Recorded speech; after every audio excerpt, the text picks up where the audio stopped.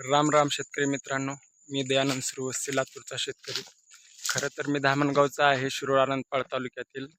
परंतु यूट्यूबला नाव काहीतरी द्यायचं म्हणून आपण धामणगावचा असताना देखील लातूरचा शेतकरी असं नाव दिलं आहे. तर आज डेली रुटीन वगैरे किंवा शॉर्ट असं काही नाही. तर आपण आज फवारणी केली होती ऊसाला. खरं म्हणजे ऊसावर पांढरा मावा पडलेला होता. तर त्या पांढऱ्या मावासाठी आपण क्लोरोफायरिफॉस 05234, खरं तर 05234 नॅनो DAP आणि नॅनो युरिया आपण खत वापरला आहे. खरं तर तो खत आपल्या इथं घरी होता आणि तो खराब होऊन जाणार होता, कारण आजच्या नंतर पुन्हा आपल्याला कधी फवारणी करता येणार नाही, कारण ऊस मोठा झालेला आहे. खरं तर ड्रोनच्या सहाय्याने आपण फवारणी करू शकतो, पण सध्या ड्रोन उपलब्ध होत नसल्यामुळं आपण घरच्या घरीच चार्जिंगच्या फवाऱ्याने फवारणी करत आहोत.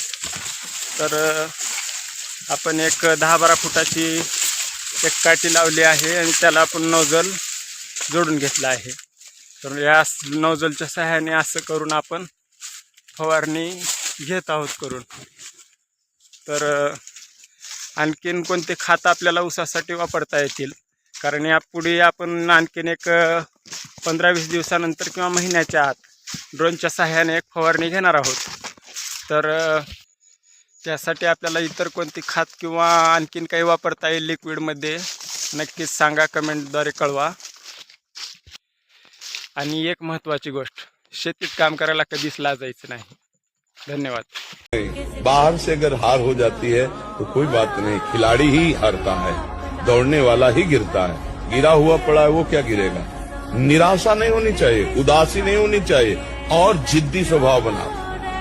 एक बार हार गया तो मैं अपने को इतना पुष्ट करूंगा कि हारू नहीं.